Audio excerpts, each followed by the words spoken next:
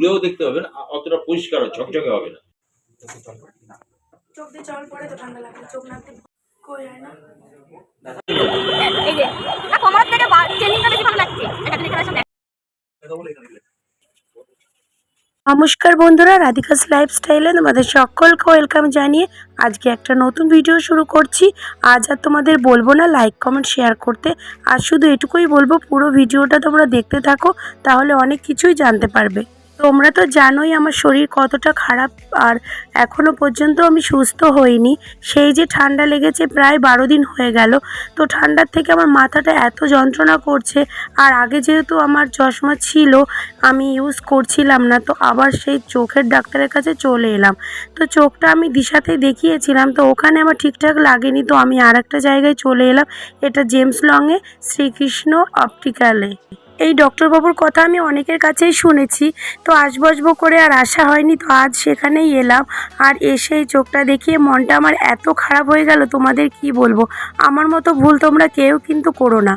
আমাকে যেহেতু চশমা দিয়েছিল, আমার পাওয়ার ঠিক নেই, কিন্তু চশমাটা না আমাকে সবসময় পরে থাকতে বলেছিল, তো সেটা আমি করে উঠিনি। মাঝে মাঝে পড়তাম আর পড়তাম না, তো তার জন্য আমার এত বড় সর্বনাশ হয়ে যাবে আমি কখনো ভাবতেও পারিনি। আমার চোখে মেন সমস্যা হয়েছে অ্যালার্জি, হ্যাঁ মারাত্মক লেভেলের অ্যালার্জি, যেটা নাকি খালি চোখে আমি ধুলোবালির দিকে রোদের দিকে তাকাতে পারবো না, আমাকে 24 ঘন্টায় চশমাটা পরে থাকতে হবে, রাত্রেও পরে থাকতে হবে। তো এই কথা শুনে তো মনটা খুব খারাপ হয়ে গেল। ডক্টরবাবু ওষুধপত্র সমস্ত কিছু লিখে দিলেন, আর এই যে চশমাটাও বানাতে দিয়ে দিলাম এখানটায়। আর এখানে ডক্টরবাবুটার ব্যবহার এতটাই ভালো না, সত্যি যেটা বললো আমার একদম হুবহু মিলে গেল। আমার যে প্রবলেমগুলো হয় ডক্টরবাবুকে বলার আগে ডক্টরবাবু নিজেই আমাকে বলল। তো দেখো চশমাটা এখানে বানাতে দিয়েছি, সেটা সানডেতে দেবে। আর মনটা তো খুবই খারাপ লাগছে, কি যে হয়ে গেল কি থেকে। তোমাদেরও না যার এই রকম প্রবলেম আছে, মনে হচ্ছে যে চোখে বেশি পাওয়ার নেই, চশমা না পড়লেও হবে, তারা আমার মতো একদমই ভুল করো না।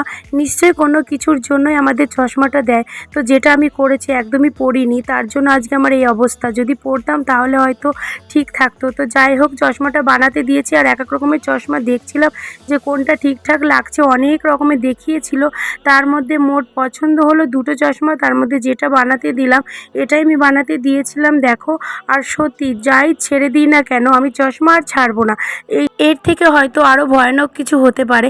তো যাই হোক আমার মতো ভুল তো তোমরা কেউ করোই না, আর তোমাদেরও অসুবিধা হলে অবশ্যই এই ডক্টরবাবুকে দেখাতে পারো। এটা জেমস লংয়ে আর শ্রীকৃষ্ণ অপটিক্যালে বসেন, খুব ভালো। ডক্টরবাবুর ব্যবহার যেমন ভালো, আর ডক্টরবাবু মানুষ হিসাবেও খুব ভালো। হানি সোজা অ্যাবাকাস ক্লাস থেকে এসেছে, আর ওর পাপাও অফিস থেকে, দুজনেরই কিছু খাওয়া হয়নি।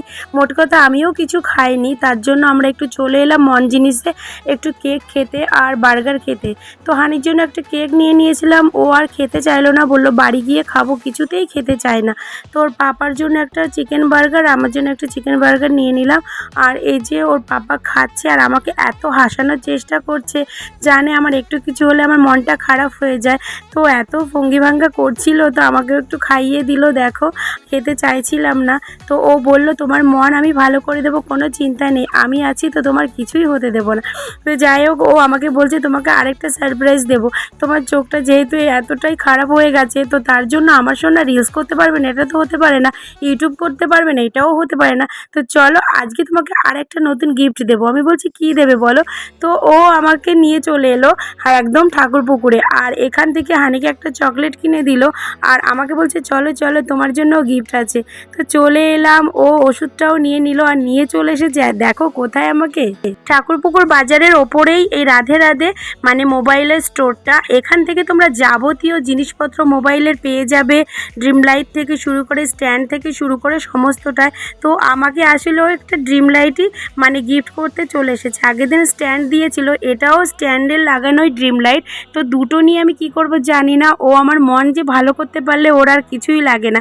এটাই সত্যি, ওর ভালোবাসাটা আমি পেয়ে না জীবনটা আমার পুরো ধন্য হয়ে গেছে। ওর মতো স্বামী পাওয়া সত্যিই মানে কপালের ব্যাপার। যাই হোক আমার মন সত্যিই ভালো হয়ে গেছে। হানি মেন দরজার লকটা খুললো, আর ও একাই দেখো লক খুলতেও শিখে গেছে। তো ওকে একটু হাত পা ধুয়ে দিলাম, আর ও কেকটা খেতে বসে গেছে। তখন যেহেতু কেকটা খায়নি, আমাকে একটু খাইয়ে দিল, ওর পাপাকে একটু খাইয়ে দিল। আজকের দিনটা তো আমার এভাবেই কাটলো। তোমাদের দিনগুলো কেমন কাটছে অবশ্যই কমেন্ট করে জানিও। আজকের মতো এখানে টাটা।